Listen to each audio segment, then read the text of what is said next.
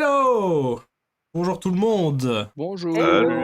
Hello. Bonjour. Et on se retrouve encore une fois avec plein de dés sur la table pour une nouvelle session d'Esrad. La 9e session, et sans plus attendre, on va pouvoir lancer un petit résumé narré par Otus cette fois-ci. On t'écoute. Alors, la journée que nous venons de vivre a été longue. Nous avions passé une grande partie de la soirée chez Widmore de Boisergue. Nous avons pu, grâce à l'intelligence, la dextérité et la ruse de mes compagnons, obtenir de nombreux documents nous permettant de prouver les actes criminels du bourgmestre qui était notre hôte. Bien que Blaise Richard et moi même avions laissé quelques plumes dans un affrontement de dernière minute avec des vigiles, nous avions tous pu nous en sortir sains et saufs de cette mission et nous étions heureux de rentrer au quartier des engrenages en ayant accompli la mission. Cette joie fut de courte durée. À peine en vue du territoire de l'Échide, nous fûmes confrontés à une vision qui nous glaça le sang. La garde de la ville était en train de lancer un assaut pour venir à bout de ces gens qui résistaient à leur maître. Les habitants étaient certes combatifs, mais en sous-nombre et sous-équipés, et nombre d'entre eux tombaient sous les coups de suppôt de ce tyran de Boisergue. Ayant à peine le temps de prendre les mesures de situation, je vis mon ami Akar se jeter dans la mêlée pour porter secours à ces pauvres gens. Cela me rassura fortement quant au fait d'en avoir fait mon associé, et je le suivis dans cette bataille, heureusement accompagné de nos autres compagnons. Cette décision fut cependant bien prudente, les séquelles de mon autre combat de la soirée m'ayant assez affaibli, pour qu'un coup de lance bien placé me blesse sévèrement avant qu'Akar vienne me porter les premiers soins. Rien que nous commencions à être débordés, notre objectif se dirigeait rapidement sur le fait de nous mettre à l'abri, avec les réfugiés dans le dôme de Maggie. Ce que nous avons réussi à faire sans trop de problèmes malgré ma manifeste incompétence à utiliser mon arme correctement à cause de mes blessures. Une fois à l'intérieur, Maggie nous demanda de retenir les assaillants pendant quelques temps avec l'aide de Caliste et les autres membres de l'Échide en état de combat, le temps qu'elle finisse de préparer l'une de ses inventions. Malgré notre situation pour le moins précaire, nous avons réussi à tenir l'entrée du bâtiment avant qu'elle active ce sur quoi elle travaillait. Et tous les gardes se mirent à s'envoler vers l'extérieur. Maggie cria alors à toute l'assemblée de s'enfuir et nous partîmes en direction des égouts de Télolé. Nous passons tant de temps ces derniers jours. Voilà. Waouh. Moi je dis le titre de la session c'est l'équipe aura-t-elle droit à un repos long? Donc après cette soirée plus que mouvementée, vous suivez donc Maggie et Caliste d'un pas pressé en direction de l'entrée des égouts. Vous sortez assez rapidement du champ de vision des gardes, toujours immobilisés et cloués au mur, et vous traversez péniblement les passerelles accidentées, vous permettant d'accéder à l'entrée des égouts que vous connaissez bien. Dans ce groupe se trouvent des enfants, des parents, mais aussi quelques visages familiers. Vous croisez celui d'Astor Domak, le noble que vous aviez ramené jusque l'Échide, qui est un peu à l'écart, recroquevillé, se demande un peu ce qui se passe en suivant le groupe. Et Guillaume, l'humain aux cheveux roses, un peu en pétard en arrière, qui, pareil, en suivant le groupe, s'avance vers Baudouina avec un espèce de petit sourire paniqué en coin qui fait « Alors, Baudouina, ça a été ?» Eh bien, ma foi, ça a été compliqué, mais je pense que nous en sommes bien sortis. Mais la situation me semble maintenant bien périlleuse. Ouais, c'est un peu la merde, mais bon, content de voir que les costumes ont pu aider, hein. Beau boulot, hein. Ils étaient formidables, bravo à toi. Nickel. Alors qu'il va reprendre un peu le devant du groupe en s'avançant à grandes enjambées. Puis, la marche ouverte par Akar, possédant le trousseau de clés, vous commencez à ouvrir la première grille et à marcher silencieusement dans les égouts. Passez une série de portes verrouillées, méticuleusement ouvertes et refermées à clé derrière vous. Vous zigzaguez dans le noir pendant un temps qui vous semble interminable. Durant cette longue marche, vous pouvez voir les yeux inquiets des Célestiens Stygiens et des humains des profondeurs qui luisent légèrement dans l'obscurité. Vous arrivez finalement dans un large couloir, au sec, d'environ 20 mètres de long sur 10 mètres de large, et doté de plusieurs arches de pierre. Les odeurs ne sont pas aussi fortes ici, et le son de l'eau est lointain. Maggie lâche un soupir, pose son lourd sac sur le sol, et se retourne en s'adressant à la foule. On est actuellement dans les anciennes écluses de Télolé, qui étaient en service juste avant les travaux de rénovation il y a environ 40 ans. Il est peu probable que la garde nous trouve ici. Nous allons colmater les entrées pour nous assurer de notre sécurité. et rapidement trouver une solution pour nous approvisionner en eau et en nourriture. L'accès à la ville ne sera pas aussi facile que dans l'ancienne planque. Restez dans le couloir, on partira en éclaireur dans les jours à venir. C'est pas impossible qu'il y ait quelques bestioles un peu plus loin. D'ici là, reposez-vous. Là où vous attendiez un peu de panique, de l'angoisse, des questionnements de la part des habitants, vous les voyez simplement commencer à ouvrir leurs bagages et commencer à monter des tentes, installer des paillasses au sol, sortir des rations de nourriture, les mettre en commun, et compter peu à peu leurs vivres. Vous les voyez commencer à aborder leurs enfants et les rassurer. Vous constatez assez rapidement que ça fait longtemps qu'ils sont préparés à cette éventualité. Et en l'espace d'une heure ou deux, ce couloir est vite transformé en un campement de fortune, éclairé par les mêmes petites lucioles lumineuses qui traversaient les rues de l'ancienne cache. Après un moment, les lumières commencent à se tamiser et vous voyez que les habitants essayent, dans cette heure tardive, il doit être dans les alentours de 2h du matin, de retrouver un peu de sommeil. Qu'est-ce que vous voulez faire? Dormir. Oh oui, se reposer. Ne devrions-nous pas négocier l'objet que nous convoitons afin d'être tranquille? Je veux dire, qui sait ce qui se passera demain? Ah, t'as peut-être raison. Enfin, c'est peut-être le moment de régler ce qu'on peut régler avec Maggie maintenant. Plutôt elle aura les documents, plutôt elle pourra les utiliser, et nous, plutôt on aura l'objet qu'on convoite, plutôt on pourra s'en servir pour conclure notre mission. Eh bien, allons-y. Très bien. Vous regardez autour de vous et vous voyez, dans un coin, Maggie, assise sur un gros pavé, les plumes ébouriffées. Elle a enlevé ses lunettes et elle se frotte les yeux d'une main. Alors qu'elle redresse la tête pour regarder dans cette direction, vous voyez qu'elle laisse apparaître, l'espace d'un instant, une autre facette de sa personnalité. Celle d'une Célestienne qui a passé 70 ans, fatiguée, usée par le conflit. Vous voyez adossé à elle Caliste qui se tient la tête avec une main serrée et vous pouvez voir à travers ses doigts la crête rouge alors qu'elle est en train de se tenir les cheveux. En vous voyant arriver, Maggie renfile ses lunettes et fait « Eh ben, quelle soirée, hein !» En effet, Bon, on a quelques documents qui pourraient être intéressants. ah, bien. Je vois que vous n'avez pas perdu de temps à être utile. Voyons voir. Montrez-moi un peu ce que vous avez trouvé. Je vais faire signer à Cœur de s'approcher parce que c'est à lui que j'ai filé les livres de comptes que j'avais. Ah oui. Je les sors de ma toge. Et voilà. J'ai regardé mes autres compagnons des yeux parce que je ne sais plus qui a les autres documents. C'est pas belle. Oh, je crois que j'avais récupéré quelque chose. Et je sors. Oh. Ouais, j'espère ne pas l'avoir trop froissé.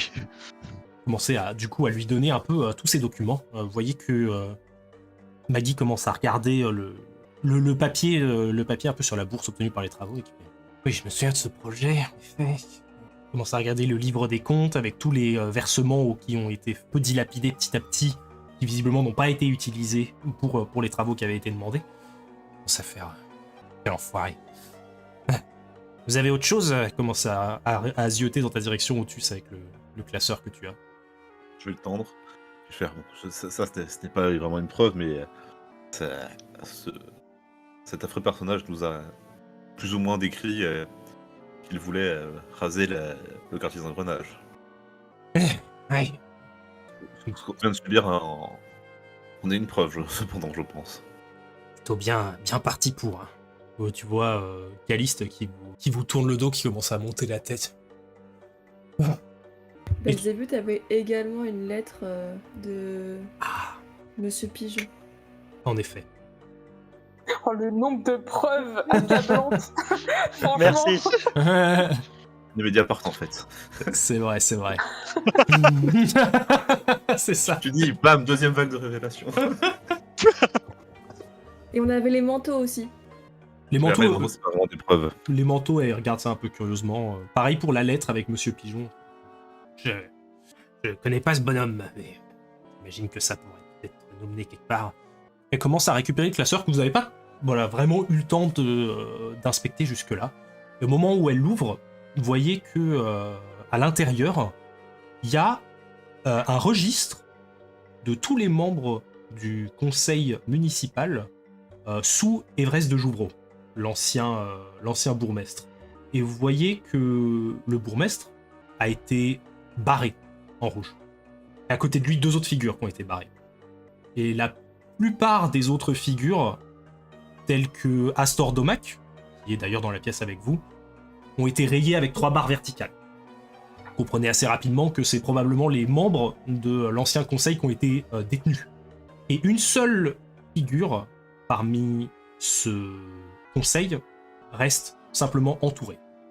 Celle de la responsable du développement technique et de l'énergie, Maggie Bronze. Sacré Maggie. C'était la dernière cible. On commence à s'approcher de quelque chose là. Bon boulot, bon boulot.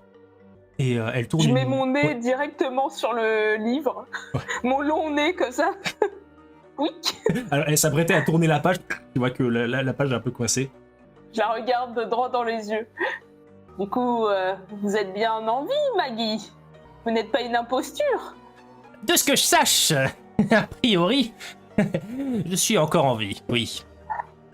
Vous avez bien fait de rester caché. Oui, j'ai pris mes précautions de ce côté-là, en effet. Il n'a pas fallu longtemps avant de comprendre que les anciens membres disparaissaient de manière assez suspecte. J'ai rapidement pris les devants lorsque cet énergumène est arrivé.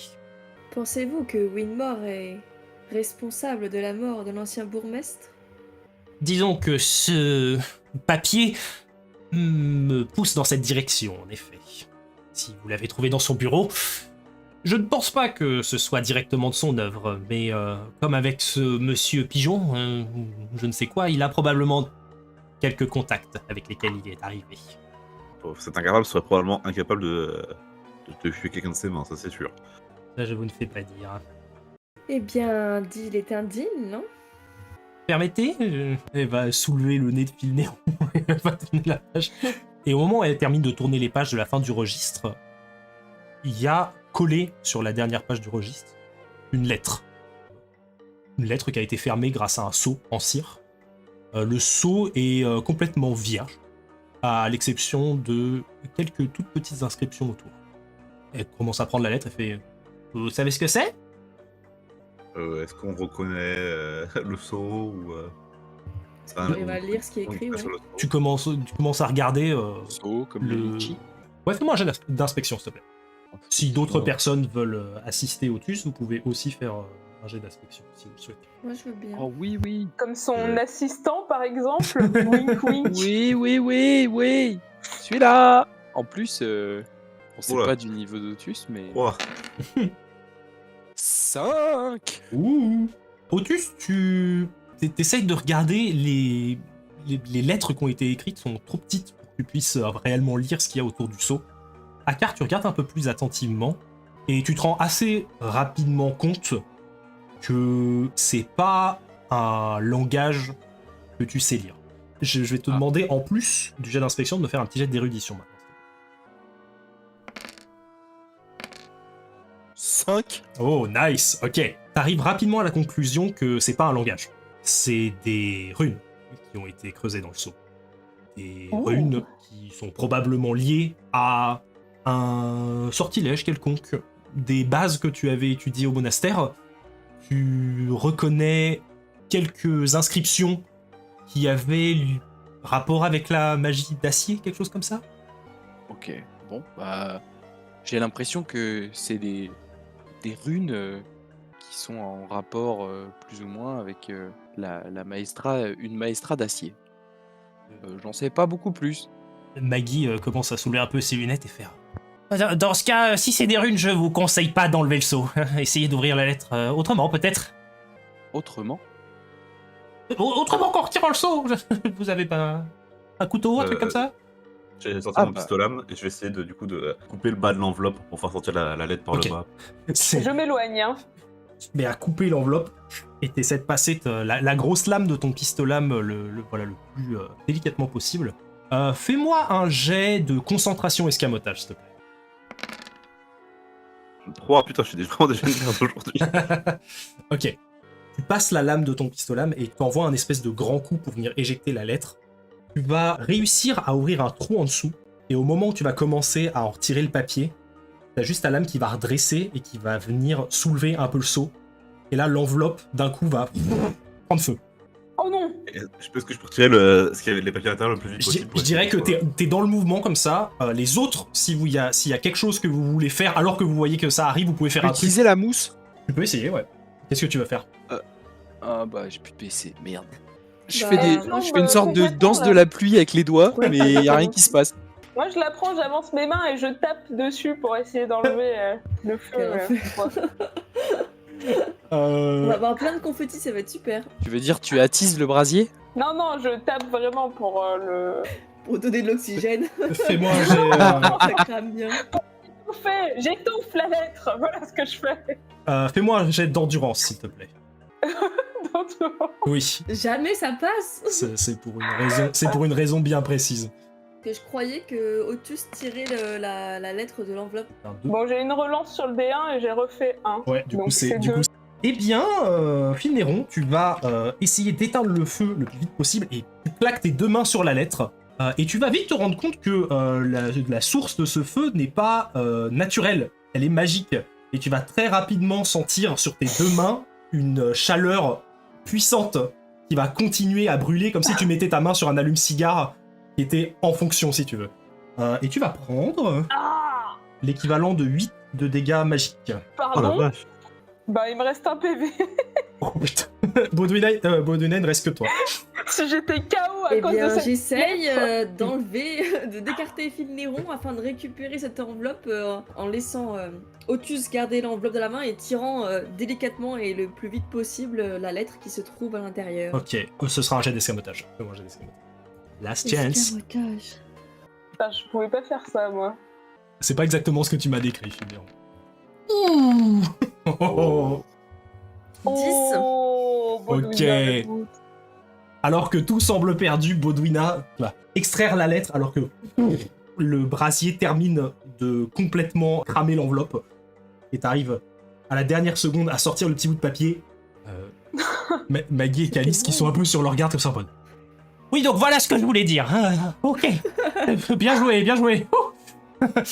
Pendant ce temps, il y a Filnéron au sol qui regarde ses deux mains cuites. Est-ce que ça va? Ça ne va pas. J'ai deux grosses cloques sur chaque main. Cette foutue lettre, je me vengerai. Est-ce qu'on voit ce qui est écrit dessus? Mais bien sûr, tu l'ouvres et tu peux lire une lettre manuscrite et signée Monsieur de Boisergue. Nous vous remercions pour votre collaboration avec Balisong. Si vous éprouvez une quelconque difficulté avec notre collaborateur, veuillez vous rendre à Jia muni de cette lettre. Nous y négocierons les termes de votre contrat et votre paiement de 200 000 dîmes. Si cette lettre vient à disparaître, votre droit de négociation disparaîtra avec. Et tu peux voir en bas que le papier est gaufré avec le symbole d'un couteau aux ailes de papillon. Et par-dessus apposé la signature de Winmore de Boisergue. Plus louche que ça, tu meurs. Attends, c'est adressé à Winmore de Boisergue et c'est Ouais. signé par Winmore? Et c'est signé par lui, ouais. Fais-moi un jet d'érudition, mais tu vas avoir une relance dessus. Érudition, c'est pas mon fort.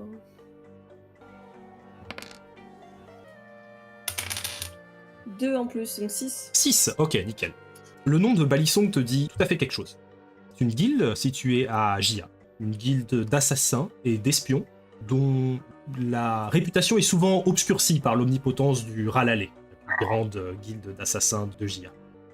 Mais il s'agit de la deuxième plus grande organisation en termes de meurtre et de filature. Circulant à travers la kleptocratie, leurs espions sont présents un peu partout et possèdent les informations les plus complètes sur toutes les allées et venues à l'intérieur de Jia. Ainsi, les membres de Balisong sont souvent employés à titre onéreux pour résoudre des conflits internes entre les clans et les guildes, mais aussi parfois des conflits politiques en dehors de Jia. Leur réseau d'information, c'est leur force, c'est ce qui les rend plus ou moins intouchables, de peur que certaines informations des plus grands gérants se mettent à fuir, et donc du coup, la plupart du temps, les forces de l'ordre ne s'en prennent pas à eux. Leurs membres sont employés pour leur discrétion et leur perspicacité. En commençant à recoller un peu les deux bouts, ils ont visiblement fourni un collaborateur à Widmore. Waouh! Ça commence à faire sens. Mais je non. transmets l'information et je donne la lettre à Otus en même temps. Tu vas lire. Lui. Est-ce que Otus connaît aussi Balisong ou pas, de par sa backstory? Je dirais que en tout cas, est-ce que tu fournis cette explication, Baudouina, par rapport à Oui, j'ai dit Balisong? que je communiquais Ok. la lettre et les infos à tout le Ok. monde. Je dirais que t'en as entendu parler. Ce que te raconte Baudouina, voilà, s'aligne avec ce que tu sais sur lui. J'ai entendu, ok, très bien. Je vais me tourner vers Baudouina et Shinneron. Excusez-moi, mais ce monsieur Pigeon, à tout hasard, ça serait pas un membre de Balisong, du coup? Je n'en ai aucune idée. Je veux dire, quand on recolle les documents, ça m'a l'air d'être ce qui semble le plus probable. Et je vais donner la lettre vers Maggie, et quelqu'un d'autre veut la lire sinon?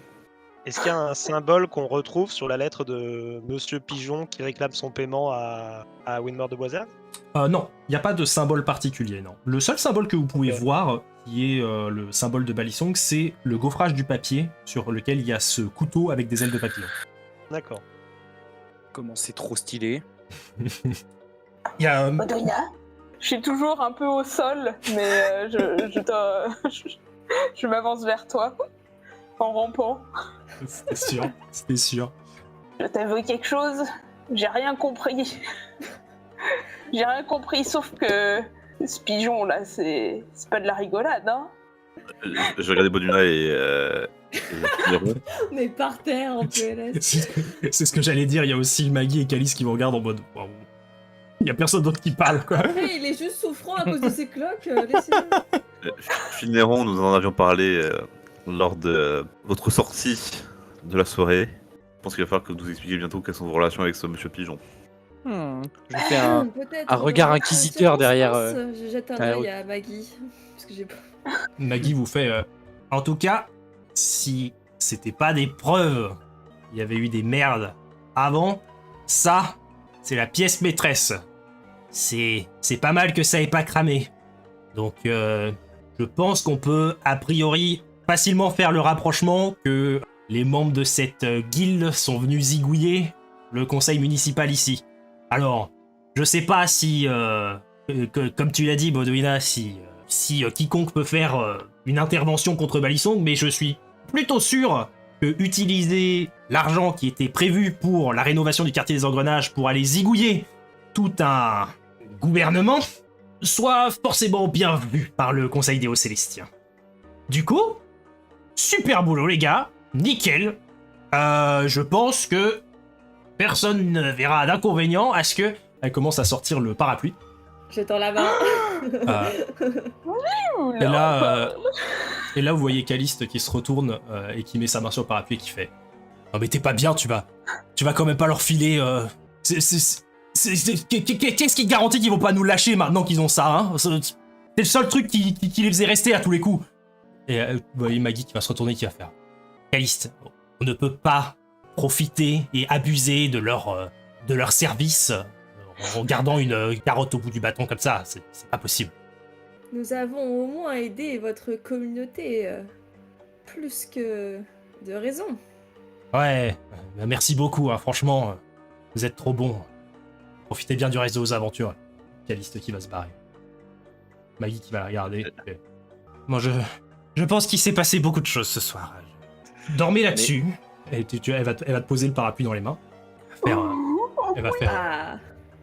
libre à vous de nous venir en aide si vous le désirez. Je n'ai pas d'autres garanties ni récompenses à vous donner. Vous nous avez déjà bien rendu service jusqu'ici. Et honnêtement, merci.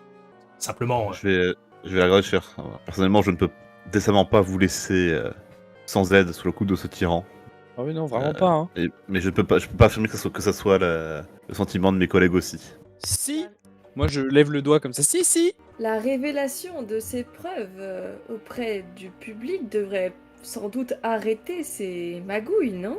On pourra discuter d'un plan d'action demain, mais malheureusement, au sein de Télolé, il n'y a plus beaucoup d'espoir à avoir pour renverser la situation. Moi, je pense que la nuit porte conseil. On peut peut-être reparler de tout ça après une En bonne effet. nuit, n'est-ce pas? Ravi que toutes ces preuves vous aient servi, en tout cas. Hein. Ne nous oubliez pas. À demain. Ok, À demain. Elle vous regarde tous les deux avec un petit sourire, mais vous pouvez voir à travers les lunettes qu'il y a une légère inquiétude. Reposez-vous bien. Est-ce que le parapluie est bien le parapluie, si je l'observe bien? Maggie se lève et commence à s'éloigner. Fais-moi un jet d'inspection, s'il te plaît. Est-ce que je peux aussi participer à cette inspection? Je t'en prie. C'est une très bonne remarque, Bodwina. 3. 5. Ça a l'air d'être le parapluie, ouais. Je pense que c'est lui, Bodwina. Nous avons enfin notre clé pour continuer notre vie, j'imagine.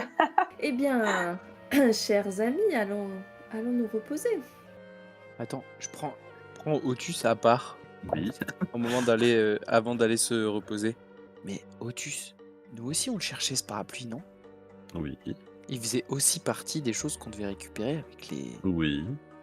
Et je sais pas ce qu'ils veulent en faire, mais. Que moi, je comptais le ramener à notre client, Monsieur oui. Albert. Et je suis sûrement lui donner des tenues.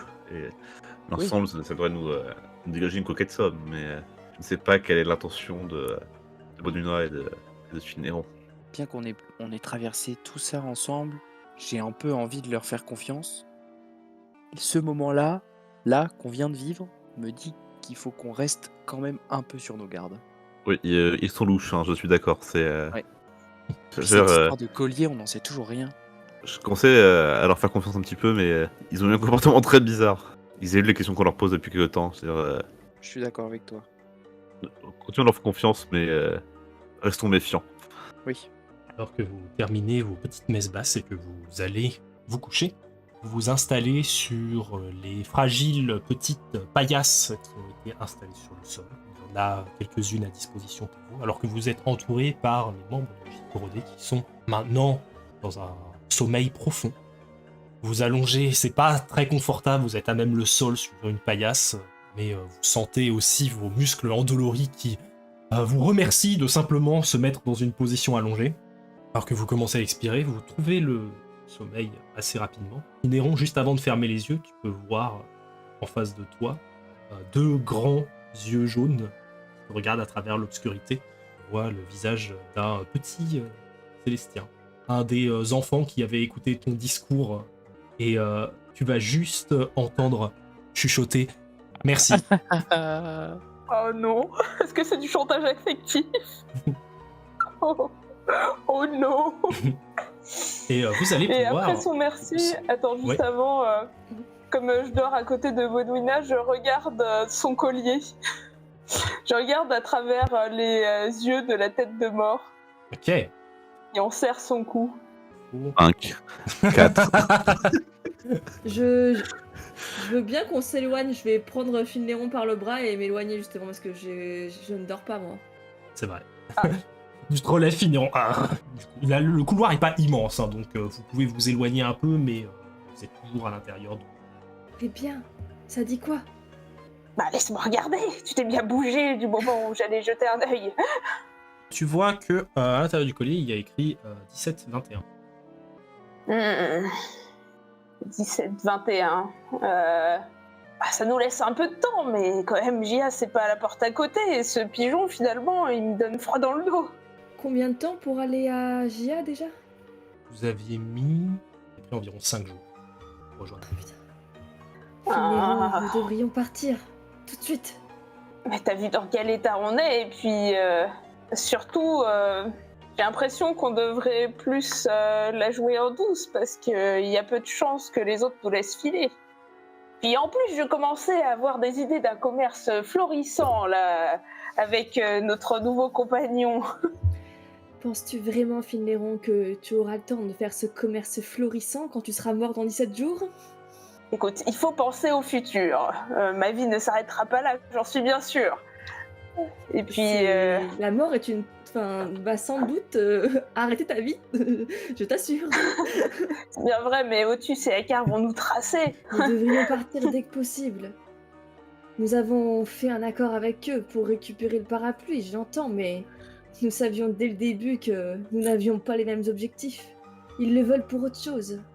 C'est bien vrai, mais t'as vu dans quelle situation on est? Moi, je suis littéralement au bord de la mort. Je lui montre mes mains cloquées, mes cheveux tombés, le sang qui dégouline un peu partout sur mon corps, les coups, les bleus.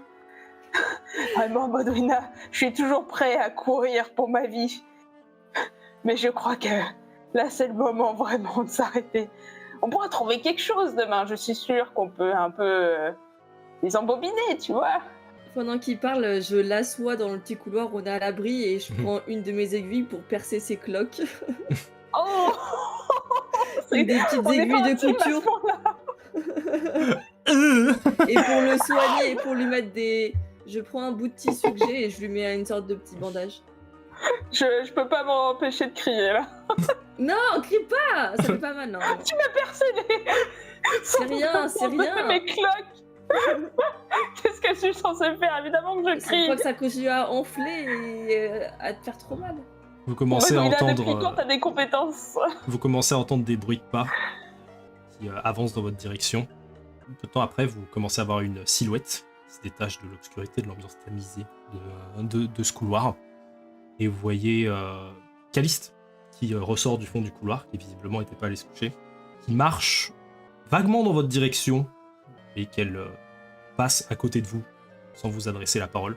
Vous pouvez voir que sur le long de ses plumes blanches au niveau des avant-bras et au niveau des phalanges, il y a du sang.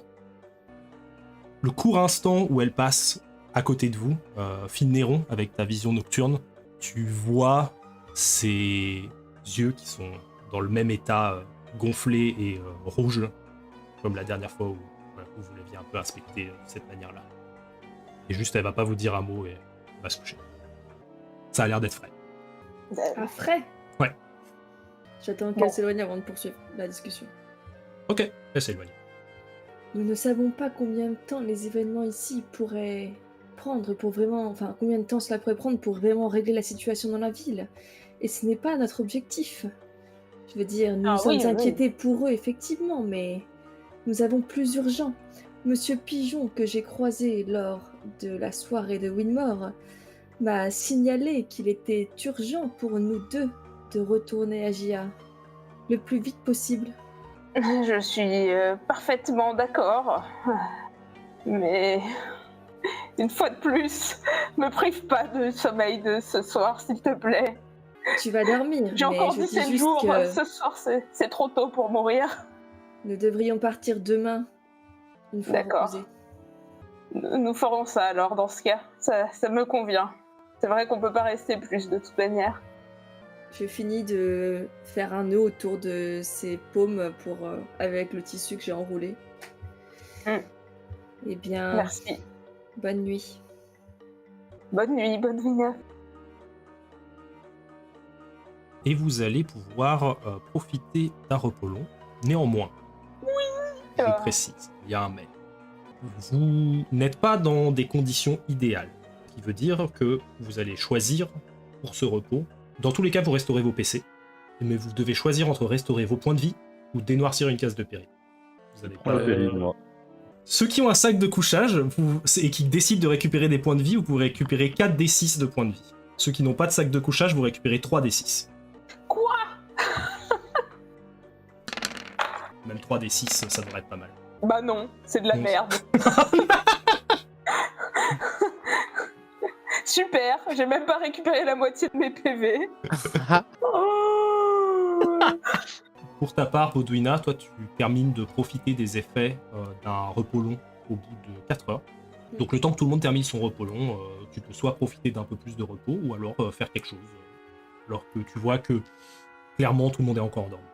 Et que Finneron grelotte en boule dans son sang séché, les mains bandées. Je range précieusement le parapluie dans mes affaires. J'essaie de le cacher.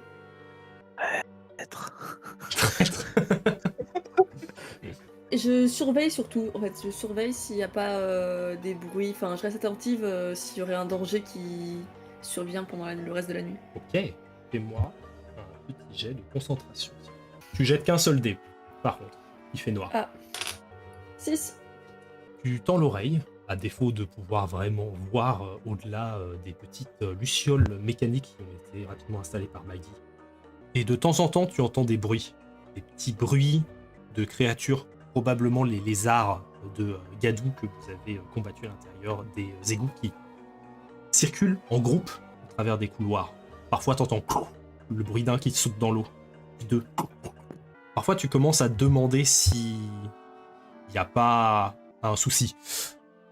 Puis, le bruit s'arrête pendant plus d'1 heure. Jusqu'à un moment où tu en vois un dans le bout du couloir, il s'avance, l'air curieux, en direction de la lumière des lucioles. Tu vois qu'il continue à s'avancer et il a l'air de tester les limites de où il peut aller. Donc, J'essaie de lui faire peur en faisant des grands mouvements. Ok. Fais-moi un jet d'éloquence puissance, s'il te plaît. Éloquence, mais jamais de la vie. Est-ce que j'ai revu Caliste passer? Non. Elle a été blessée au bras, c'est ça? Oui. Aux mains, plus spécifiquement. Ouh. Oh la vache. Oh là. 11. On va switcher au point Ah bah, sur le point de vue du lézard. Il va juste entendre un craquement et qui va voir 2 points verts et une silhouette, genre comme un épouvantail. Il va se redresser, regarder dans sa direction et il va faire demi-tour et partir en courant. Bien. Est-ce que je regarde juste si elle est si j'arrive à croiser Canis justement. Je fais un petit tour sur le campement après avoir effrayé la créature pour voir si je la vois et. Ok. Tu vois que Caliste est allongé sur une paillasse, les poings un peu fermés, allongés sur le ventre, le bec sur le côté. Et tu vois que après quelques heures, il y a des espèces de petites croûtes qui se sont formées sur ses phalanges. Elle dort. Comme si elle aurait cogné contre quelque chose, quoi. Ouais. Je retourne voir les autres. Tac. Plus rien ne se passe jusqu'à ce que tout le monde commence à se réveiller. Et là, tu vois quelque chose arriver à Finéon. Finéon, alors que tu te réveilles, tu commences à t'étirer, t'as vraiment pas bien dormi, t'as grelotté dans tous les sens. Tu dresses la tête et machinalement tu repousses tes cheveux en arrière, tu remets ta moustache. Ils sont de retour. Tes cheveux et tes moustaches sont de retour. Oui. Godwina, t'as pu voir que c'était pas un processus genre qui a pris toute la nuit. C'est genre, tu t'es retourné à un moment, ça fait chou. Oh, quelle merveille! Et les autres, vous vous réveillez aussi, avec le reste du camp. Je crois que je réveille tout le monde avec mes cris, là. Je me passe les mains dans les cheveux, je les secoue comme ça, dans l'air putride. Je suis de nouveau moi-même! Tu vas entendre un bruit de métal. Et tu vas voir Otus qui va pointer son arme vers Finéron, fait. Sérieusement. Je mets mon nez dans le canon. Oui! J'ai très envie de tirer là. Oui, L'air de rien.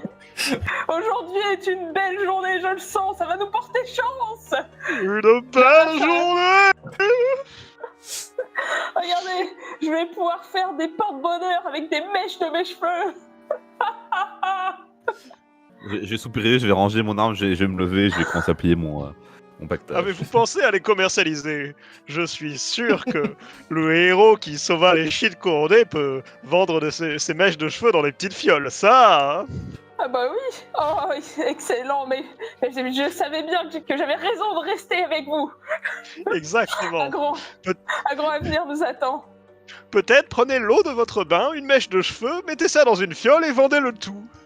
Oh oui, la présentation est vraiment bien. En plus, je pensais écrire tout un conte, un lore autour de mes mèches de cheveux pour donner envie aux acheteurs de se jeter dessus.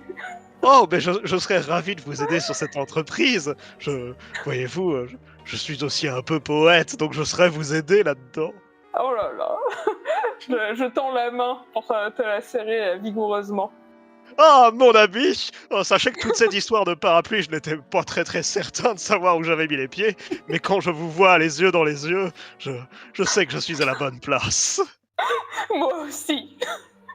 Moi aussi. Nous arrangerons les détails plus tard. Oui, c'est vrai que peut-être que le moment n'est pas parfaitement choisi. Maggie s'avance vers vous après votre petit repos et vous allez voir que cette fois-ci elle va se tourner directement en direction de Belzébuth. Tiens, un petit quelque chose en plus. Richard, c'est ça? Oui, Ouais. tout à fait. Tu peux me prêter ta pelle, s'il te plaît? Bien sûr, Tenez. Je reviens dans un instant. Je vous laisse prendre votre décision en attendant. Hein. Allez. Tu vas quand même partir avec ta pelle et bientôt tu vas commencer à entendre des coups de marteau, des espèces d'outils de métal qui commencent à tomber un peu par terre alors qu'il commence à ouvrir un sac avec des clés à molette, des tournevis, des marteaux, des plaques en fer, des espèces de fils, des trucs comme ça. Et elle semble se mettre au travail sur quelque chose. Je ne sais pas si vous avez quelques denrées alimentaires, je serai en mesure de cuisiner pour nous. Tu vois qu'elle se retourne et fait. Je suis sûr que tout le monde apprécierait ça, ouais. Après, ouais, j'imagine que si t'es un bon cuistot, tu sauras faire un whisky sur place, hein. Je regarde les lézards qui passent.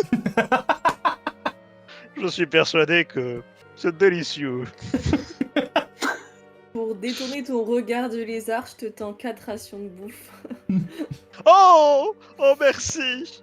Merci, Bodwina. Ce sera quand même bien plus simple. Tout sauf les lézards, par pitié. Je vais voir ce que j'ai dans mes affaires. Il me reste 2 fioles de gadou. Oh Je là peux là. J'imagine que je ne peux pas recuisiner avec mes propres fioles. Non, malheureusement, non. La gadoue est toujours comestible, mais elle a un peu durci. D'accord. La gadoue est toujours comestible. D'ailleurs, tu vas aussi voir Guillaume qui entend une partie de votre conversation. Ouais, les gars, si vous avez un peu de bouffe à filer à Richard, il va nous faire un petit plat, là. Oh oui, je vous en prie. Que les autres qui commencent un peu à s'activer, qui prennent un peu les rations qu'ils ont en commun. Tu vois pas mal de rations, tu vois des herbes aromatiques qui ont été séchées, tu vois des patates qui ont commencé à germer, pas mal de racines, un peu toutes ces choses qui peuvent se conserver un peu plus dans la durée, quoi. Tu vois des pommes qui ont vu des plus beaux jours, enfin, ouais. Très bien, C'est ok, si ça joliment marche. dit. Des graines, des pommes, des racines. C'est ça. Très bien. Ok. Tu vois qu'il y a d'autres membres qui demandent si tu auras besoin d'un feu, déjà, ou si tu cuisines tous tes aliments crus. Ils te posent la question légèrement anxieux, d'ailleurs. Je prends une pomme de terre germée et je croque dedans. Et je pense qu'un feu sera de très bonne aloi, oui. Il faut juste du bois, j'ai les allumettes. J'ai ma grosse soupière, donc voilà. Tu vois qu'il y a des morceaux de bois pourris, des espèces de brindilles qui sont mises un peu en commun. Et ils arrivent à te faire un espèce de petit brasero dans un vieux tonneau en acier qu'ils ont récupéré dans le fond de la pièce. Et tu te mets au boulot. J'ai commencé à regarder Bodwina et Shinero. Je leur demandais, qu'est-ce que vous avez fait du parapluie? Je l'ai. Nous n'allions pas le laisser comme ça, sans surveillance. C'est un objet précieux, après tout. Très bien, très bien. Du coup, qu'est-ce que vous comptez faire maintenant? J'ai cru comprendre hier soir que vous aviez envie de déguerpir. Ah, dit comme ça paraît un peu violent, mais nous n'avons pas pour idée de nous éterniser, ça c'est sûr. Je trouve que nous avons déjà accompli de bonnes choses et que nous avons frôlé le danger à maintes reprises. Et du coup, je me demande, qu'est-ce que vous comptez faire du parapluie vu que vous êtes pratiquement jeté dessus hier soir? C'est purement ornemental pour le mettre au-dessus de ma cheminée. C'est voyez-vous, un héritage familial et je dois le mettre en valeur dans ma maison. J'essaie de garder mon calme pendant que Bodwina dit ça. Bodwina, je vous ai dit déjà que le parapluie avait appartenu à un de mes clients et qu'il lui avait été dérobé. Et que c'était une commande de l'académie de Thermotris. Ah oui, tout à fait. Ma famille fait partie justement de cette académie. Cela revient donc de droit. Écoutez, c'est voilà, c'est à nous. Donc vous nous avez fait travailler pour juste reprendre ce parapluie et vous abandonner sans paiement. On vous a pas employé, que je sache. Tout à fait. Vous nous avez trompé sur le fait de pourquoi vous voulez récupérer ce parapluie. C'est bientôt prêt, non? le repas. Ça sent plutôt bon, là, je crois. Une petite heure et demie. Tu n'es aucune aide, Belzébuth. Alors, il nous laisse patauger. Nous avions dit que nous remonterions et que nous quitterions la ville pour remonter vers Gia. Et vous avez accepté cet accord. C'est vrai, nos chemins vont dans la même direction. Vous ne préfériez pas nous dire une certaine somme, vu que Albert serait est là pour nous le racheter. Sans façon, merci, c'est très gentil, mais je crois que ça va aller. Et j'ai commencé à sortir mon pistolet de son fourreau. Et qu'est-ce qui vous fait croire que je vais vous laisser partir comme ça sans rien faire? Mais vous êtes libre de nous accompagner jusqu'à Gia avec grand plaisir, Otus. J'aurais peut-être pu vous faire bénéficier du bateau d'Albert sur le retour, mais ouais. Quel retour? Je crois que on peut très bien se débrouiller tous ensemble. Vraiment, je ne vois pas pourquoi on aurait besoin d'un bateau. Et surtout, si vous commenciez à être honnête et à nous dire pourquoi vous avez vraiment besoin de ce parapluie. Vous avez beaucoup de questions dès le matin, Otus, hein. C'est-à-dire Je vous ai que déjà dit, c'est une histoire très longue. depuis hier soir, vous faites preuve de comportements qui font que je commence à lentement perdre le peu de confiance que j'avais acquis en vous ces derniers jours. Est-ce que ça aurait pas un rapport avec ce collier bizarre qui a sonné la dernière fois là? Et à ce monsieur Pigeon qui vous a clairement menacé quand on était à la réception. Ah. Et y a à ses des jeux cheveux qui sont Funero qui tombés commencent à soi-disant tout briller, seuls. Odwina, il faudrait peut-être... Oh, je ne sais pas, moi. Écoutez, je vais bientôt mourir. C'est moi contre ce parapluie. Vous entendez un espèce de bruit d'explosion distante. Et vous voyez Maggie qui tombe un peu à la renverse. Qui fait, oh, ok, je pense que c'est bon. Et dis donc, ça a l'air de grimper de ton par ici. Elle se redresse. Elle prend un truc en main. Elle s'approche de vous. Elle fait, bon, ça c'est pour votre pote déjà. Et Belzébuth, elle va te prendre ta pelle. Mais elle semble avoir été amplement modifiée. La prochaine fois que tu essaies de creuser des trous, peut-être que tu arriveras à le faire un peu plus vite maintenant. Tu peux voir que ça a été renforcé par plusieurs plaques d'acier. Tu vois des espèces de petits fils qui semblent relier le manche à la lame qui se trouve en dessous. Et tu vois dans ces plaques d'acier qui ont été rajoutées 3 petites billes qui sont rentrées dans des espèces de petits trous qui se trouvent sur le manche. Et eh bien Maggie, t'as fabriqué une pelle piège qui te permet du coup 3 fois, une fois par bille, de creuser en une action, immédiatement du coup, un trou de 1,50 m de profondeur et de 1 mètre de diamètre. En un coup de pelle comme ça. Mais tu peux le faire que 3 fois et ensuite tu auras besoin de t'adresser à un inventeur pour te la recharger. Madame Maggie, vraiment, je vous remercie. Oh, bon, c'est fort aimable, je ne sais que dire. Bon, c'est pas de problème, considérez ça comme un petit bonus pour les actions supplémentaires que vous avez fait en rentrant hier. On a eu chaud aux fesses, donc heureusement que vous étiez là. Je regarde Baudouina et Filéron et je dis « Et vous allez abandonner des gens comme ça ?» On a C'est ça, le jamais plan. parlé d'abandonner qui que ce soit. Hein. vous voulez sautez vite partir. la conclusion, hein, pour Maggie un se, détective. Maggie se retourne et fait Un détective? vous voulez nous quitter, c'est ça? Pas tous. Nous allons peut-être avoir quelque chose à régler, mais... Dites-moi Maggie, j'aurais besoin de votre expertise sur quelque chose. Et j'ai pointé Baudouina et Filéron. Vous avez déjà vu ce genre de collier? Ah. C'est pas possible, arrêtez de me mettre au centre de l'attention, ça me gêne. Je suis un peu content quand même. Mais... Elle va jeter un coup d'œil un peu à distance. Comment vous réagissez? Vous restez sur place? Vous vous cachez Je remonte un tissu sur mon cou. Et toi, Finéron? Moi, je me cache au début et après, je vois que tout le monde me regarde. Alors, je montre mon cou. Ah, bravo! Ok. C'était pour savoir à quelle difficulté ça allait être, du coup. Ça a explosé, elle a fait 16. Non, elle a fait 22, figure-toi. Elle en a vu des dizaines. C'est elle Elle qui qui les a les fabriqués. conçoit, en fait. C'est C'est clair. Elle fournit Monsieur Pigeon.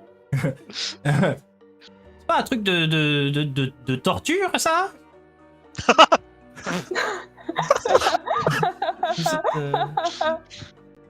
Vous êtes, ben, je ne juge pas, hein, bien sûr. C'est à chacun ses bons plaisirs, mais vous avez la clé pour les retirer. Comment dire?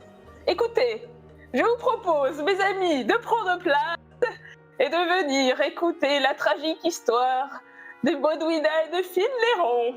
Prenez place, prenez Ça place. suffit, Finleron. Allez-y, allez-y, le repas sera bientôt servi.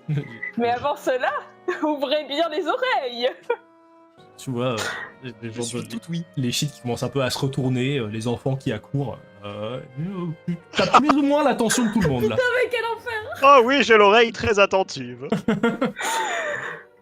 Bien, bien, je vais commencer mon histoire. Je me prends la tête entre les mains. Dans un coin. Il était une fois une squelette du nom de Bodwina qui fit la rencontre de Finleron, un gentleman à la chevelure bien fournie. Ils se rencontrèrent dans une ville magnifique, mais les rencontres n'allaient pas...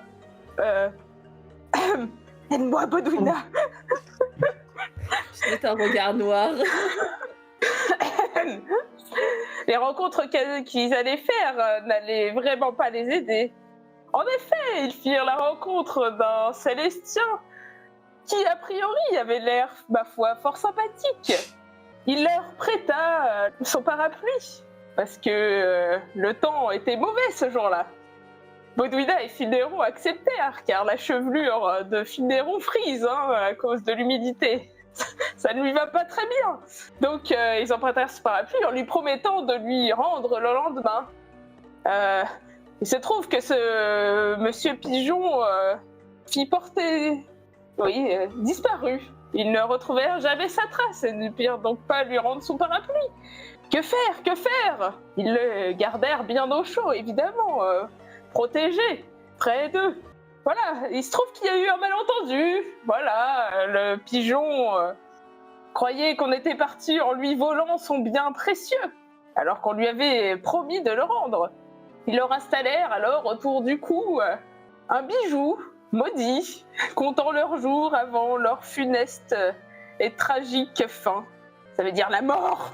La mort, nous sommes en danger. Et c'est marrant votre histoire parce que moi ce parapluie je l'ai acheté à JA donc clairement il était mis en vente. La soupe est trop épicée.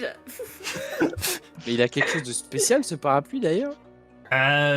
En tout cas, pas mécaniquement parlant. Hein. Il y a peut-être des trucs magiques ou des trucs comme ça, des runes qui sont écrites, mais ça c'est pas mon domaine. Hein.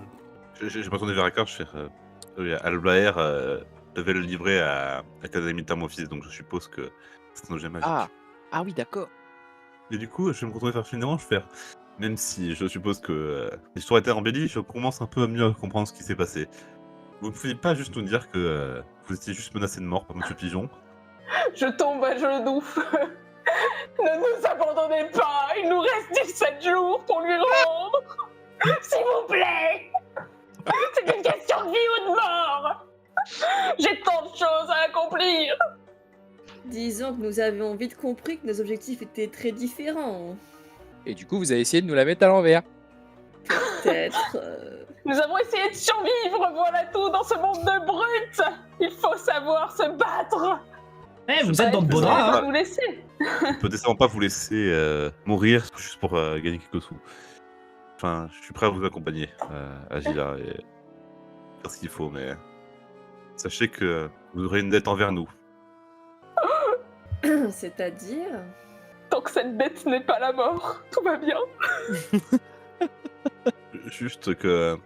Souvenez-vous qu'à un moment, il y a moyen qu'on vous demande une faveur. Et vous inquiétez pas, je ne suis pas le genre de personne à pratiquer le même genre de méthode de persuasion que Monsieur Pigeon. Si ce que vous demandez en échange de ma simple présence, je serais ravi de vous l'offrir au quotidien. Ne me faites pas regretter, s'il vous plaît. Vous voyez dans le coin de la pièce si aussi. vous nous accompagnez à Gia et que nous rendons ce parapluie, n'allez-vous pas pouvoir conclure votre accord avec votre marchand? Nous On a pourrons déjà les manteaux.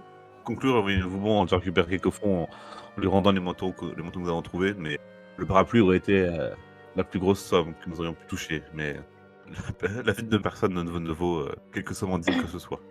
Mais par contre, ce monsieur Pigeon là, qui a l'air de faire des affaires plus que douteuses avec tout le monde, est-ce qu'il va pas juste récupérer le parapluie, vous laisser les colliers et faire... Enfin, je veux dire, à quel point est-ce que vous pouvez lui faire confiance? Nous ne savons pas grand-chose de lui, à vrai dire. Ah, visiblement non, après tout ce que nous venons de découvrir, nous ne savons même rien.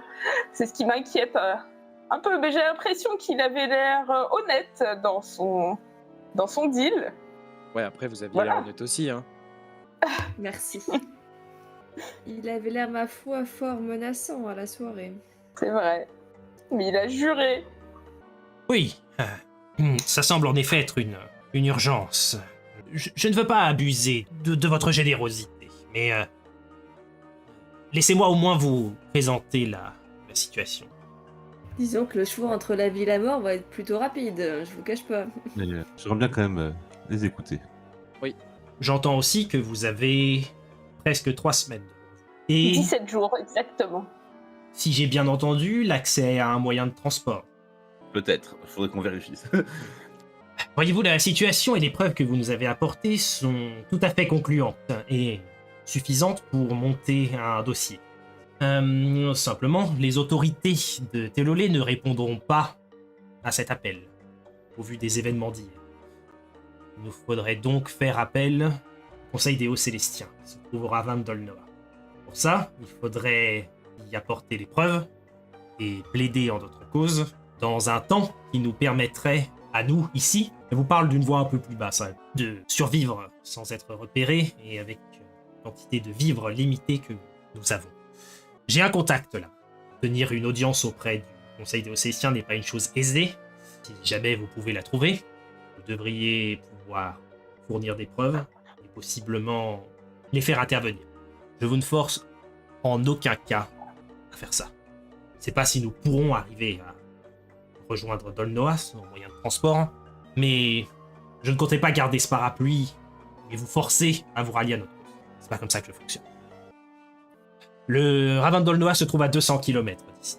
À pied, avec le temps qui vous reste, ça semble complètement inabordable. Je pense qu'il faudrait entre 1 semaine et 10 jours pour faire l'aller simple. Vous avez un bateau, le trajet peut être envisageable en 3-4 jours. Mais c'est à vous d'en débattre, et je ne vous jugerai pas sur la décision que vous prenez. Je pense, en attendant, que le repas va être servi.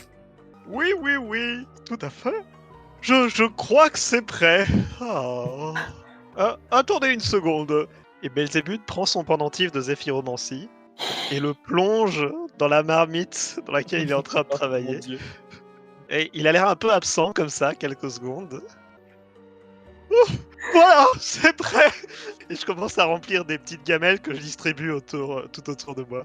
Tout le monde remplit gaiement sa gamelle et commence à manger sans trop se poser de questions. Lorsque tes compagnons reçoivent leur gamelle, qu'est-ce qu'ils voient à l'intérieur?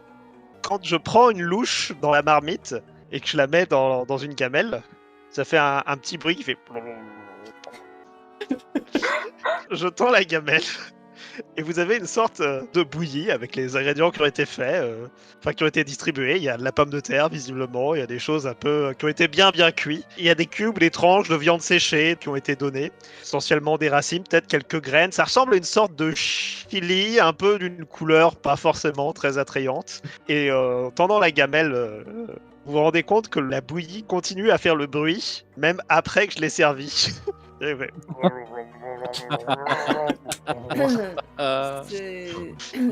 C'est encore vivant, non? Mangez-la vite. C'est terrible. Je la bois d'un coup. Je réfléchis pas. Ouais, moi aussi. Ça a quel goût? Néron explose. Disons que ça a vaguement un goût de chili, voilà. Et c'est pour ceux qui ont vidé leur gamelle, au fond, il y a une petite pomme de terre qui a été taillée en forme de visage renfrogné et qui a des dents en tête d'ail comme ça. Oh mon Dieu. Comment? Ma bouillie qui grogne. Délicieux. Néron est en train de fixer la pomme de terre au fond. Vous entendez un J'ai enfant qui l'impression pleure qu'elle dans me le fond de la regarde. pièce. Je me suis dépassé. Ah. Je mange ben. avec un entrain incertain. Il y a Maggie qui, Relatif. il y a Maggie qui prend 100% sur elle pour pas éclater de rire. Genre parce qu'elle a encore la bouche pleine de chili. Belzébuth, il y a quelque chose hein, dans votre cuisine d'assez unique Ah, merci. qui ne laisse pas indifférent. Comment peut-on avoir autant d'ingrédients bons et faire un visuel si questionnable, si effrayant? Comment? Mais c'est vraiment pas mauvais par contre. Merci bien, je suis ravi. Ah, ça me fait tellement plaisir de vous partager ma nourriture, si vous saviez. Et pour l'équipe, si vous restez des points de vie à récupérer, vous pouvez lancer un D6. Ouais. Ah, ça c'est ce que je voulais entendre. Yes, 5. Je Nice. suis vraiment déjà pas ouf. Mais dites-moi, Belzébuth, où trouvez-vous toutes ces idées? Ma foi, un mélange d'expérience et d'impulsion créatrice qui me vient comme ça. Vous voyez, je me concentre un peu sur mon pendentif et tout à coup, l'envie de cuisiner me prend. Et quand j'ai de très bonnes idées, je les garde dans mon grimoire. Et je montre un carnet. C'est bien. C'est le menu qui nous attend pour les prochains jours, c'est bien ça? Peut-être qu'il y a d'autres choses. Voyez-vous, la mélasse noire dans laquelle j'ai traîné dans les tonneaux chez Maggie récemment m'a un petit peu inspiré. Vraiment? Oh non, la mélasse. J'en ai gardé une dans une fiole. Je regrette de ne plus avoir de ration. C'est vrai que t'as tout donné. Eh bien, en tout cas, ça m'a revigoré, hein, donc... Ah, parfait, je suis ravi de l'entendre. Et j'embouteille 2 rations. Ok. Mais Est-ce que tu manges? J'ai un peu mangé la mienne et j'ai embouteillé après. et dis donc, Phil Néron, toi aussi, t'as entendu comme nous le choix qui se pose à nous, mais surtout l'histoire, et on t'a pas entendu, et c'est vrai que... Qu'est-ce que t'en penses, toi, de tout ça? Est-ce que tu comptes rester avec nous, déjà?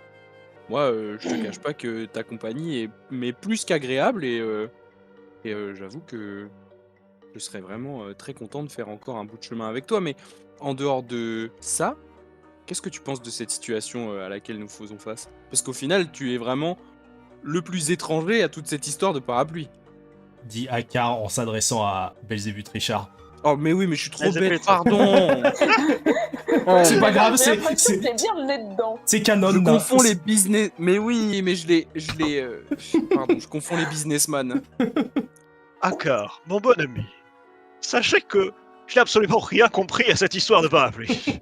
Vraiment, moi j'étais absolument enchanté de trouver en vous des partenaires, des cobayes, et surtout un lieu... Et surtout, un lieu de travail. Je ne comprends pas pourquoi on a dû quitter la cuisine. Enfin si, j'ai cru comprendre que c'était pas très... voilà, il y avait peut-être un problème de normes, je ne sais pas. En tout cas, nous ne pouvions pas rester. Maintenant, j'avoue que je serais dépité de devoir vous quitter si tôt. Ça, c'est une super nouvelle. Je suis très content. Et le bateau dont vous parlez, doit-il remonter ou redescendre? Justement, je ne sais pas. Selon ce qu'on décide de faire, il y a tellement essayé de convaincre son propriétaire de D'accord. faire différents chemins, mais je trouvais que Maggie m'a semblé convaincante quand elle me disait que 17 jours devrait suffisant pour l'aller-retour jusque dans le Noah, puis aller agir. C'est une prise de risque immense. S'il y a le moindre incident, nous n'arriverons pas à atteindre Gia.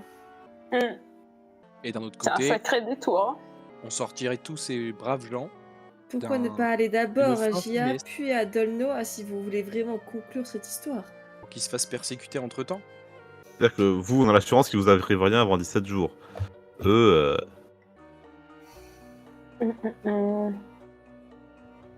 Maggie avait dit qu'en bateau, ça prenait 4 jours pour descendre jusqu'à Dalnoa, c'est ça?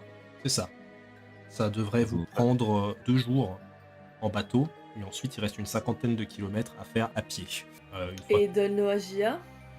Dolnoagia, il faudrait remonter jusqu'à Telolé dans un premier temps, Ce qui vous prendrait 4 jours aussi sur le retour pour remonter jusqu'à Télolé. Puis ensuite, Télolé-Gia, si vous avez accès à un bateau et que vous remontez par le canal de Colrac, ce sera en effet vachement plus pratique que de le faire à pied. Et ça devrait seulement vous prendre 2 jours. C'est vrai qu'il 10 faut- jours. Là, actuellement, on est à 17. Si on descend jusqu'au Dolnoa, il nous en reste 13.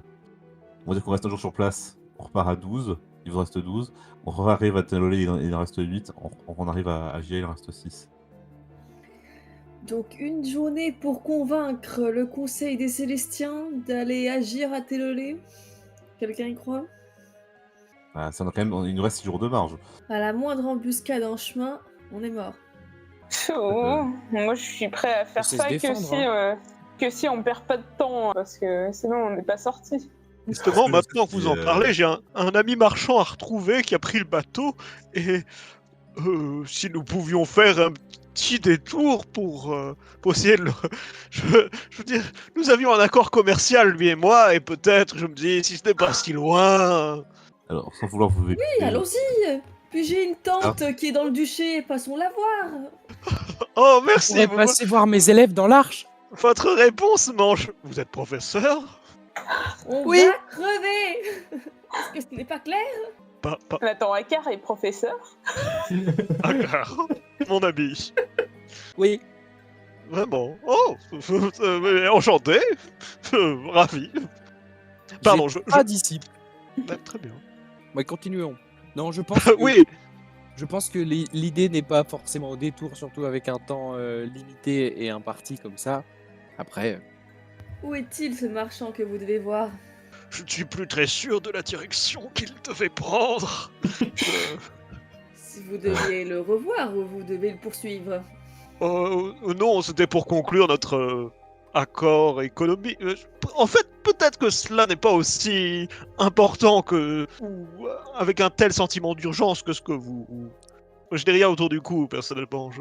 Disons que nous pouvons faire le tour de tout le continent pour le chercher, mais vous risquez de perdre un autre partenaire. Et je jette un regard à Finnéron. Je dirais même 2 autres partenaires. Oui, pardon, je comprends tout à fait. C'est terrible, là. Il nous faut régler ce problème au plus vite. J'apprécie vraiment votre compassion. Mais sachez qu'au ravin de Dolnoa, qui est quand même une terre de marchands, il me semble, vous trouverez peut-être votre homme. ah, donc on part là-bas? J'ai l'impression qu'entreprendre cette allée vers Gia risque d'être bien plus dangereux que de vous avoir comme entourage proche. Mais enfin, nous respirons la liste. sécurité. Mais est-ce que... Otus, est-ce qu'on devrait pas d'abord aller demander à Albaer ce qu'il en pense? Oui. Parce que... Oui. Parce que si nous n'avons pas de bateau, Oui. en effet. J'avoue. S'il n'y a pas de bateau, le contrat est rompu.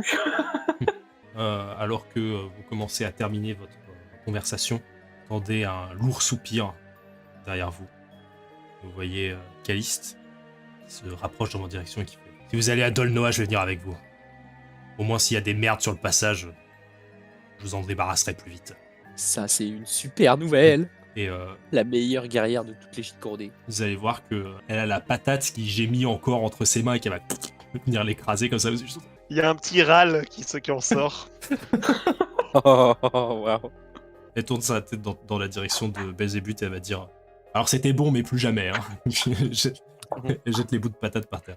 Si vous avez besoin de sortir, suivez-moi. Bien, on a besoin de se rendre au dock. On a récupéré notre équipement et vêtements normaux. Oui, je dirais que Guillaume les a emportés, ouais. Alors, on Peut-être voit- que je garde la cape. Elle est un peu tachée, si tu trouves un temps pour la nettoyer, ça devrait être ok. Il y a encore un peu de taches noires dessus. Tu vois Caliste qui va s'arrêter, qui va faire. Attends un peu. Ah putain, chier, merde. Maggie Oui. Va peut-être falloir que tu nous suives parce que l'autre lézard là, il va peut-être pas partir avec les clés quoi, parce que sinon vous allez avoir un problème, je pense. Oui, c'est une bonne remarque, en effet. Je vais vous accompagner jusqu'à la sortie. Quoi? Je suis désolé, Akar, mais on va avoir besoin de ces clés. On reste ici, nous. C'est vrai. Je prends le trousseau, je retire la petite clé bleue et je lui rends le trousseau des clés des égouts. Ok. Et ensuite, je me retourne, je regarde dans le vide un peu à mi-hauteur et je fais 1 avec mon doigt. D'accord, bon. Et vous vous mettez en route, en direction du quartier des docks. Vous voyez que... Oui, juste avant, pardon, Excuse-moi. l'enfant un peu flippant qui me regardait cette nuit, Timo. avec ses grands yeux jaunes. Timo, le petit hibou, oui. Je vais couper une petite mèche de mes cheveux Oh my god. et je vais aller le voir avant de partir. Ok. Je mets un petit ruban autour pour faire bien. Je suis là. Timo, garde précieusement ce souvenir de moi. Il te portera chance dans la vie. Et surtout, chante mes louanges partout où tu iras. Fais-moi un jet d'éloquence, s'il te plaît. Enfin, chante mes louanges, ça sonne pas très bien. Plutôt, raconte mes aventures, voilà, quelque chose comme ça. Le vilain. La mèche de cheveux et souviens-toi de moi. Oui, très bien. Non, Monsieur, c'était pas laissez-moi ça. tranquille. Dans 2 Ouais, sessions, il fait six. du merchandising. Hein. 6, ok. Voilà, je fais du merchandising. Exactement, voilà, quelqu'un qui m'a compris. Il va prendre la petite mèche de cheveux, et il va la tenir entre ses mains, il va te regarder avec ses grands yeux, il va faire... Ignorant. Et il va te tourner le dos, il va en direction de ses parents. Oh, de ses parents. Ok. Excellente idée, mon ami. Un premier échantillon gratuit. Je suis sûr qu'il reviendra. C'est pas de la drogue. Il va rendre tes cheveux au marché noir. Il peut en faire ce qu'il veut. Tant qu'il parle de Phil Néron. La légende doit bien commencer quelque part. Vous vous mettez donc en route à travers les couloirs tortueux des égouts de Télolé. Vous vous rendez compte assez vite que les habitants se sont cachés dans une partie très reculée des égouts. Si bien que pour retrouver une des sorties qui mènent au quartier des docks, il faut marcher plusieurs dizaines de minutes à travers les couloirs, ouvrir quelques portes, les refermer derrière. Après un moment, vous indiquant une grosse plaque d'égout, Maggie vous dit « Encore une fois, n'oubliez pas qu'il n'y a pas d'obligation. Je suis très reconnaissante que vous puissiez nous offrir votre aide. » Calice qui va regarder. « Ouais, vous avez fait vos preuves jusqu'à maintenant, on va pouvoir y arriver. » Et avec son avant-bras, elle va soulever la plaque d'égout et vous allez être immédiatement ébloui par la lumière du soleil, alors que la chaleur d'une vingtaine de degrés de la surface et la lumière vous aveugle complètement pendant un moment. Le bruit des mouettes, quelques petites vagues, des bateaux à droite à gauche. Prenez une grande bouffée d'air frais et vous êtes de retour à la surface. J'avais oublié ce que c'était. C'est vrai qu'on était dans une ville portuaire. Néron, je vous en prie, c'est de trop attirer l'attention sur vous. C'est plus fort que moi. Écoutez, pourquoi je devrais me retenir? Vous voulez vraiment retourner en prison? Ouais, non, il marque un point là pour le coup. Hein. On va bien essayer de fermer notre gueule parce que les poulets qui circulent dans la ville là, on va essayer de pas trop se faire remarquer. Ah oui, c'est vrai. Vous vous aventurez donc le long du quartier des docks à la recherche de Albert. Je vais vous demander un petit jet de discrétion de groupe. Donc c'est tous un dé, c'est ça? On aurait dû se C'est 2D. Discrétion? Discrétion, ouais. 6. Ok. 2. 5. 5. Ok. Pas mal du tout. Vous vous faufilez à travers les allées en essayant de rester un peu dans l'ombre des bâtiments. Vous voyez nonchalamment quelques petits groupes de gardes qui circulent sur les docks, pas loin des petites embarcations. Dès que vous voyez un groupe de gardes qui s'approche, vous vous enfoncez dans une ruelle et vous restez à l'abri des regards. Après un peu de temps à chercher un peu à droite à gauche, vous voyez la figure d'Albert assis sur le sol, des vieux torchons disposés par terre, sur lesquels se trouvent différents légumes qui semblent vendre pour une poignée de dîmes. Et les affaires n'ont pas l'air d'aller fort. Vous voyez qu'il regarde un peu à droite et à gauche. Les légumes frais, la ferme d'en bas, allez, profitez-en, vous n'avez pas besoin de descendre le barrage pour les acheter. Restez en haut et achetez ce qu'il y a en bas. Une affaire. 10 dîmes, 8 dîmes là. 6 dîmes la portion. Non, monsieur, non. Je vais m'approcher discrètement de lui et lui faire signe que je veux lui parler. Oh! Il regarde un peu à droite à gauche. Tu vois que visiblement son stand est à la sauvette, donc il prend ses torchons et il fait un baluchon avec, il le met sous son épaule et il arrive dans votre direction. Otus, je suis content de vous voir. Alors, j'ai déjà une bonne nouvelle. On a retrouvé une partie des vêtements que vous Oh aviez. Une excellente nouvelle, en effet. Je vais sortir ceux qu'on avait récupérés de mes affaires et lui donner du coup. Tu vois que ses yeux s'écarquillent alors qu'il voit la douzaine de vêtements que vous avez récupérés. Mais c'est presque toute ma cargaison. Oh, c'est parfait. Oh, les affaires vont enfin pouvoir démarrer. Je ne sais pas comment vous... Enfin, si, je sais tout à fait comment vous remercier. Laissez-moi un peu de temps et vous serez grassement récompensé. Oh, je sens que ces beaux vêtements vont partir comme des petits fours. Non, je vous conseille de pas les vendre ici par contre, parce que Oh. ils avaient été acquis de manière douteuse par certains membres des autorités de la ville, donc ça risque de se retourner contre vous si vous essayez de les vendre directement ici.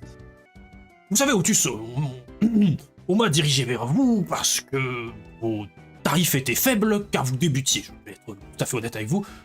Et je dois dire que ces rumeurs étaient complètement infondées. Vous êtes bien au-delà de ce que j'aurais pu espérer. La garde s'est lavé les mains avec mon affaire, et vous avez réussi à la régler en un tour de manche. J'ai une très bonne équipe, cela dit, je ne peux pas m'attribuer tout le mérite. Oh, laissez-moi vous remercier, merci. Il vous serre individuellement la main avec un visage plein de gratitude, vous voyez, Caliste, qui ont les bras ballants, qui serre la main. Aucun Et- souci, mon ami. C'est lui qui a le bateau? Oui. Oui, c'est vrai que j'ai un petit yawl. Pourquoi? C'est-à-dire que on a des pistes pour ce qui concerne le parapluie. Oh, Et elles ont tendance à quitter la ville. On a quelques informations qui nous amèneraient à Dolnoir. Dolnoir. Oh, oui, Dolnoir, tout à fait. Cela me semble être une riche idée. Vous avez besoin que je vous y dépose. Ça nous arrangerait si on pouvait suivre ces pistes rapidement. Oh, tout à fait. Je suis sûr que mon stock ne fera pas long feu là-bas. Vous savez qu'il me tarde de quitter cette ville d'élitiste. Dolnoir, j'imagine que n'importe qui a ses chances. C'est bien connu, n'est-ce pas? Akar ne sait pas. Moi, je sais. Par contre, il commence à vous compter. Et il va probablement vous falloir quelques vivres et probablement de l'équipement pour camper. Comme vous le savez, à Caréotus, mon bateau n'est pas très grand. Et je ne pense pas que ce soit particulièrement confortable de rester à sec dessus et qui puisse dormir. Ça pourrait même être un peu dangereux. Nous aurons besoin de faire des escales. Vous pensez combien de temps pour être à Dolnoir? Il commence à sortir une carte et il la regarde. Oh, je dirais 4 jours, mais s'il n'y a pas de problème. J'espère que le vent sera avec nous. A priori, c'est une route marchande, donc nous ne devrions pas être ralentis. Parfois, nous ne pouvons pas vraiment décider de ce que la nature décide. C'est pas ce que nous avions imaginé. Très bien, eh bien, quand est-ce qu'on démarre? Je dirais le plus tôt possible pour éviter que notre piste nous file entre les doigts. Eh bien, je suis prêt. Figurez-vous, vous voyez une carotte qui tombe du baluchon. Rien ne me retient ici, absolument rien. Voilà, je vais vous proposer d'aller affréter le bateau. Pendant ce temps-là, nous allons peut-être de prendre de quoi nous ravitailler. Si je peux vous conseiller quelque chose, au bas de la ville, il y a quelques fermes qui sont installées au pied de Télolé, et de très bonne qualité. Eh bien, allons-y. Vous comptez rester dans ce quartier-là ou descendre? Parce que je peux vous amener avec moi pour descendre, ça ira peut-être plus vite. Je me dis que Oui, si, faisons ça. Est-ce que les ascenseurs de la ville sont gardés ou... Oh non, c'est un système d'éclus tout à fait sans contrôle particulier, bien, de ce que je sais. Si vous le dites. Non pas que nous ayons la moindre crainte à avoir à ce sujet, bien sûr. Oui. Il te fait un petit clin d'œil, il fait genre... Eh bien, montez. Bienvenue. Vous voyez qu'il va se diriger en direction du coup d'un yawl, un petit voilier. Il y a une toute petite cabine, genre assez pour mettre un lit, c'est tout. Et disons que si vous êtes tous les 7 assis sur le bateau, vous vous touchez tous les jambes. on est à ce niveau-là en termes de taille de bateau. Oh là là. Ouais, Alors ouais, du coup, allongés, on se touche tous. Pardon. 4 jours de huis clos. le dernier jour, c'est à pied, donc c'est... Il y a Caliste qui se met en position et qui commence à aborder un petit sourire carnassier qui fait « Eh ben vous aviez l'air de vous cacher des trucs. On va pouvoir en profiter pour se connaître un peu mieux. N'est-ce pas ?» Avec grand plaisir. Oh. Oui, c'est une excellente idée, Caliste. Parle-nous de toi. Mon ami. On y reviendra à la carotte. Si vous avez jamais pris les écluses, je vous conseille de profiter un peu du spectacle. Le bateau va démarrer et vous allez vous diriger vers le côté est de la ville. Et vous allez voir que sur un de ces espèces de grands pylônes, les 2 pylônes qui sont de part et d'autre de Télolé, vous allez avoir une espèce de caverne dans laquelle plusieurs bateaux vont commencer à rentrer, dont le vôtre. Vous voyez des grands navires marchands, il y en a qui sont armés avec des canons, d'énormes voiliers, il y en a qui font un peu plus la taille du bateau d'Albaer, voilà, ça varie beaucoup en taille, avec parfois des grands étendards qui représentent les insignes du duché, de Terza, parfois même de Dolnoa. Et vous entrez à l'intérieur de cette espèce de grand pylône. Et vous entendez derrière vous le système qui est dirigé par les engrenages que vous avez vus de si près pendant si longtemps. Une grosse porte en fer qui se ferme derrière vous. Et le devant de cette espèce de pièce sombre qui commence à s'ouvrir et qui vous donne une vue plongeante sur l'étendue des steppes qui se trouvent en face de vous. Vous voyez le soleil qui est encore en train de se lever, qui n'est pas encore arrivé au zénith. Vous voyez les grandes plaines d'or et les rochers que vous avez traversés quand vous étiez à la recherche des Amagènes. Et vous voyez au pied de la cité barrage 2 cours d'eau qui viennent se rejoindre en une espèce d'immense lac que vous voyez s'étendre à perte de vue. Et des minuscules points comme des fourmis de bateaux qui partent dans cette direction. Et vous commencez à entendre un bruit. Et vous commencez à descendre. L'eau à l'intérieur de cet énorme pylône commence à se vider. Vous voyez cette vue que vous avez en continu grâce à différents grands hublots qui ont été disposés sur le devant du barrage. Le paysage qui descend. Et au bout de quelques minutes, une nouvelle grande porte va s'ouvrir et vous êtes au pied de la cité Arash. Trop stylé. Une fois que vous arrivez en bas, vous passez sous un grand pont. Clairement, on laisse passer votre petit voilier en dessous, mais aussi les plus grands navires. Et vous commencez à voir autour de vous toutes les habitations qui commencent à se transformer en moulins, en fermes. Vous commencez à voir des élevages, des champs. Albaer qui va entamer un virage et qui va attacher à l'aide d'une corde son voilier près de ces petites exploitations. Où vous pouvez faire quelques petites courses si vous le souhaitez. Ah, écoutez, je serais ravie de faire des courses, les amis, mais j'ai pas un rond. Je peux peut-être vendre mes concoctions ou mes services de pelleteur. Mais je n'ai pas non plus d'argent à dépenser. Si on visite faudrait- un peu les fermes, est-ce qu'on arrive à savoir à peu près quelle somme une ration? Du coup, vous devriez vous en tirer pour environ 5 dîmes pour nourrir une personne. Au secours. Moi j'ai. J'ai trouvé quelques dîmes sur les soldats de la maison de Winmore, mais ce n'est pas assez pour tout le monde. Vous voyez Caliste qui commence à vous regarder, il fait « Mais putain, mais vous êtes complètement fauché au fait !» Et oui, notre seul paiement a été un parapluie et une pelle. Eh, attention, hein. Putain, du coup, je commence à être vraiment désolé pour vous, hein. Bon, Albaer, mon bon ami. Je vais juste prendre mon ami, le Légusor, qu'on n'est pas sûr que c'est vraiment un Légusor. Richard, Belzébuth. Père, s'il te plaît, ne prends pas trop du parapluie à Albert pour l'instant. Très bien, je me la boucle. Vraiment. Il sort son flingue qu'il met sous ton menton. Non. Je lui dis calmement, je me doute bien qu'il ne faisait pas exprès. Alors, c'est-à-dire que les finances sont pas top chez moi non plus en ce moment, mais il s'avère que je me suis déjà fourni ici. Donc, je devrais avoir de quoi nous nourrir pour 3 jours. Eh bien, si on s'arrête auprès de ferme, je vais proposer mes services s'il y a des travaux à faire, savoir ce que je pourrais avoir comme nourriture en Comme échange. Et je veux m'enquérir du prix d'une poule. Ok. Non, mais on a C'est-à-dire, tout notre on est- temps, hein. On a n'est pas assez à l'étroit sur le bateau. Quelle Tu l'avais sur les angoisse. genoux la poule.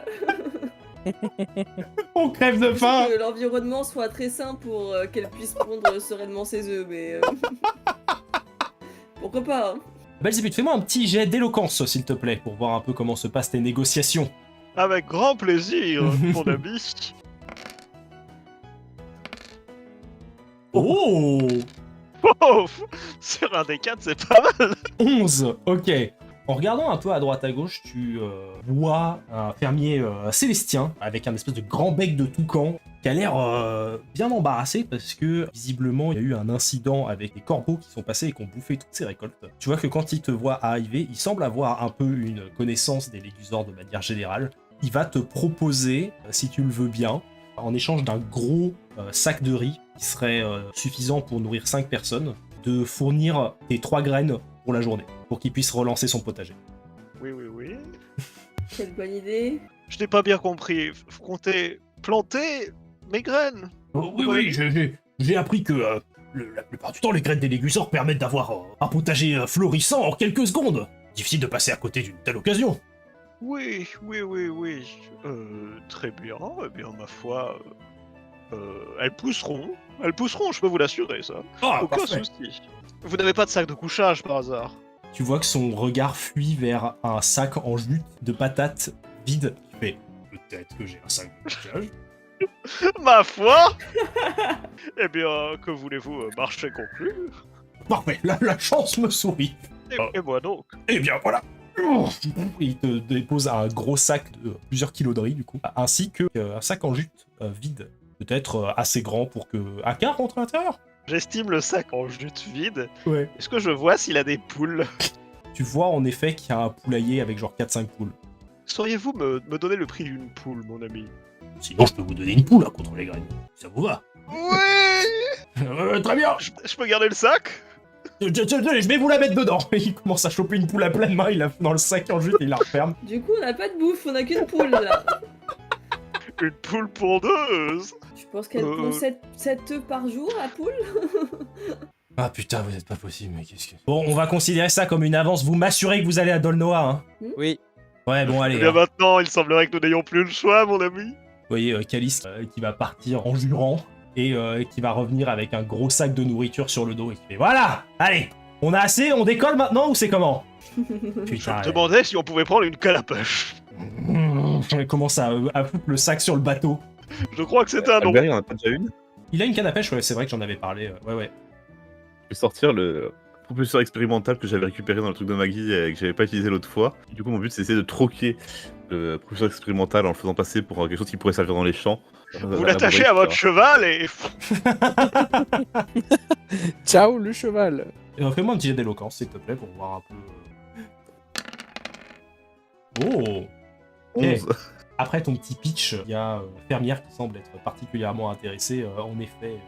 Tout ça pour un sac de couchage? Nickel. Ouais, tiens, je l'utilise même plus celui-là. Merci bien. Bonne fin de journée. Et je vais me parler avec le couchage et je vais le donner à Finneron. Vous regrimpez au bord du yawl d'Albaer et vous commencez à prendre la route en direction du Grand Lac. Juste avant de quitter la ville de Télolé, vous voyez derrière vous, dans le potager dans lequel Belzébuth a fait affaire, 3 gros arbres qui se mettent à pousser et vous entendez un distant « Mais ça fait pas des légumes! Ne traînons pas. Je croyais que ça faisait des légumes! » Oh, le pas de course, ça donne toujours un petit regain d'énergie comme ça. Quel enfer. Il pourra vendre du bois au moins. Oui, s'il le coupe aujourd'hui. Pas faux. Du coup, en vous éloignant à bord du bateau, vous voyez de nouveau les grandes steppes d'herbes couleur or dans le lointain, la chaîne des montagnes d'Ocre, votre destination, car c'est ici que se trouve le ravin de Dolnoa. Et alors que l'air d'été chaud souffle dans les voiles, vous pouvez voir autour de vous de nombreux autres navires marchands qui entreprennent ce chemin. De toute taille, mais aussi des petits navires de pêche. C'est alors, quand vous rejoignez cet énorme lac, que vous remarquez la présence de petits villages qui sont installés au bord. Des exploitations fermières, des moulins, encore une fois. Et vous vous rendez assez rapidement compte qu'il s'agit définitivement d'une route commerçante à l'abri des dangers de la nature. Ce trajet ne devrait pas, comme vous l'a dit Albaer, être dangereux. Porté par le vent de cette nouvelle destination, de cette nouvelle aventure, dans l'espoir de venir au secours de l'Échide Corrodée, c'est ici que nous allons pouvoir arrêter notre session pour ce soir. Wow, on a réellement eu droit à un repos long.